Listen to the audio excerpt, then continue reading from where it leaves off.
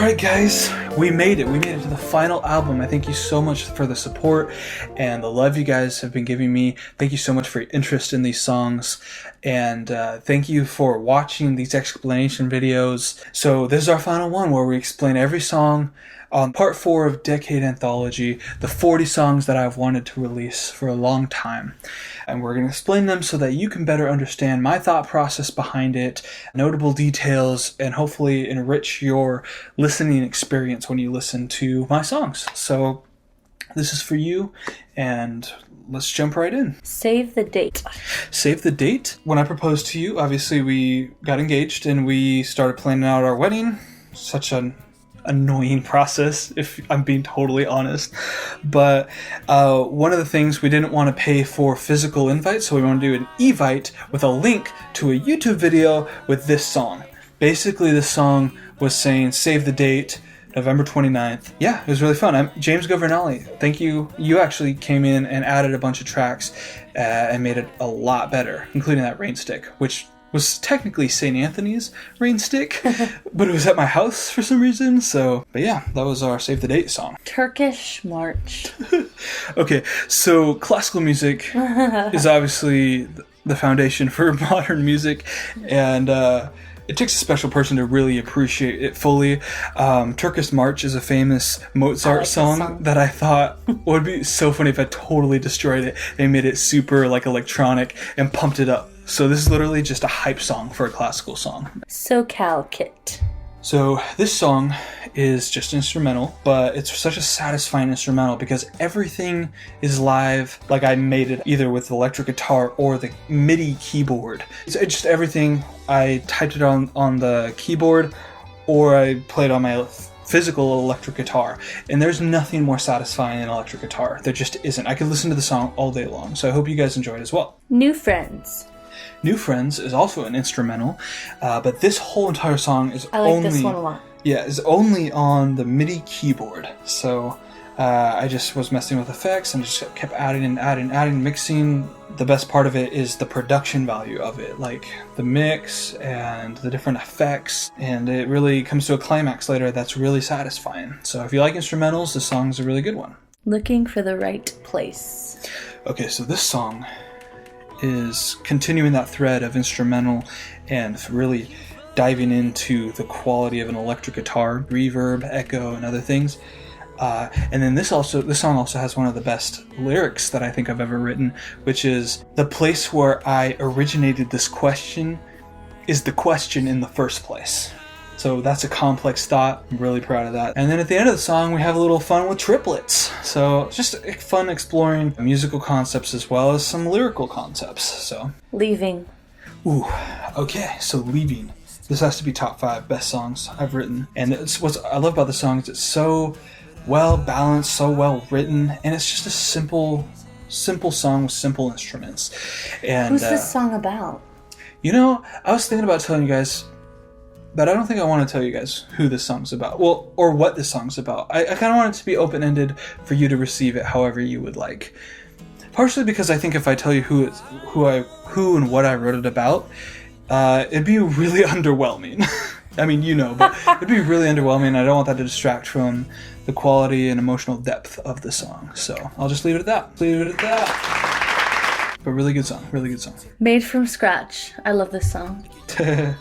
This song is definitely just for fun. I wrote the song for Rachel. So we moved on from Danielle. Danielle had her piece of the pie. Bye, Danielle. Bye, Danielle. I focus on Rachel now. You're the one I'm going to harass. Good luck, Rachel. Yeah, Rachel. You're going down. Literally, that's what the song's about, actually. You going down. Because you started to get a little prideful and like thinking you're dominant in the family cousin group. And I'm here to say, no, I'm dominant. You were never the king. I was. So this song is officially your takedown, Rachel. So, and it's such a funny, good song. So some really good instruments at the end. Effects and stuff. Rachel sweats profusely. Ooh. Continuing the attack on Rachel, my sister, by the way. Rachel's my sister. Basically, there's a picture of Rachel I found on Mom's computer. She had like a face mask on. It was like sparkly, but it was really low quality. So it just looked like she was really sweating profusely, should I say. And so I wrote a song about it. It's short and sweet, but I really like the chord progression. And this song is completely live as well. I did the piano live and the guitar live, so really good song. Oh, and this is the remix of the original. Just because the remix was better, I put it on this album. I like the original. Yeah, the both are good, but I think the remix is more energetic. Song. Full remix. So my cousin Antoinette wanted a song. So I wrote her a song. It literally took me like 30 seconds to write. Like I found the chord progression in like 10 seconds and I just started recording the As Rachel pointed lyrics. out, the song is longer than 30 seconds. So how did you write it in 30 seconds? Okay, obviously the song is longer than 30 seconds, but my brain came up with the entirety of the song in 30 seconds because my brain is faster than time. That makes sense. It does. Don't think it doesn't. It does. So, anyway, this song's for Antoinette, and this is the remix. So much better than the original. Like, it's just so full with trumpets and everything. So, Antoinette, this is for you. Oh, and let me explain. Crab feeds. We went on a bunch of crab feeds. Thor bleeds. Thor's Antoinette's brother. He was bleeding. Me and Lily don't mind. Basically, we wouldn't. If Thor was bleeding, me and Lily would be sitting there like, oh, what doesn't matter? And then we'd be more free than Julie on a summer fling. So Julie is this person in our lives who is notably carefree. At least she comes off that way. We love you, Julie. And so I was like, more carefree than Julie on a summer fling. But then I didn't realize that summer fling meant summer relationship. So I don't want to like picture Julie in a summer relationship. I thought it just meant like, going out and having fun, at the beach, like a fling. But apparently it means a summer relationship, and I did not mean that. And I explained that in the song, so yeah. He does. And last, but not least, Nina. Ooh, okay. This is the last song of everything, man. Mm-hmm. This is the end of the 40-song journey we've been on. Wow. How notable, too, because we actually began with this song. So I wrote a song for my Nina in high school, like literally 10 years ago.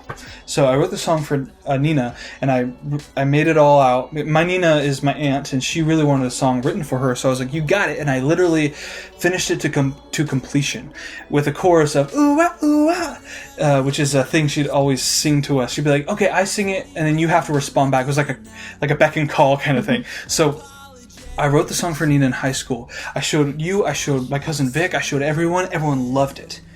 I was ready to export it to give it to my aunt, and the song literally disintegrated. It wasn't even deleted. It was just disintegrated into parts. It was a folder with fragmented song parts all laid out as different files. I clicked one, it was just that one. The mix was gone, the arrangement was gone. It was all completely obliterated. And it was so devastating. So such a good song. So that stewed with us for 10 years. Nina really pressured me to get the song back out. She's like, sure, it disintegrated like the song ever existed, which really was like, no, it did exist, I promise. It's funny because you can tell that it did exist back then because the lyrics say, when Anthony's a bad boy, you throw away his toys, talking about his cousin, Nina's son, Anthony. Yeah. And it's like, he's not a little boy anymore. Yeah, that was relevant. He wouldn't be throwing away his toys anymore. So, yeah, that was. But he kept those lyrics. I kept the lyrics because you remembered almost the entire song. So later, 10 years later, when I decided to let's make this song again, you were the foundation on which I built the cornerstone of the imagining of that song that was lost. Yeah. So, and it's honestly one of the best songs I think I've ever produced, with the instruments and the background vocals and just everything, the whole arrangement. The bridge I made up, which is new, but oh my gosh, yeah, this song was iconic. And how appropriate that it was one of the songs from the beginning and then created here and now at the end of the decade. Truly a decade anthology we've been on. So anyway, that's all the songs. Thank you guys so much for your support. Just listening to my music and listening to these videos, the background story. I love you guys. Thank you so much. Thank you for my wife for being in my life and being the subject of most of these songs. And here's to many more. Thanks, peace, and God bless. Part 4 done. Part 4 done. We did it.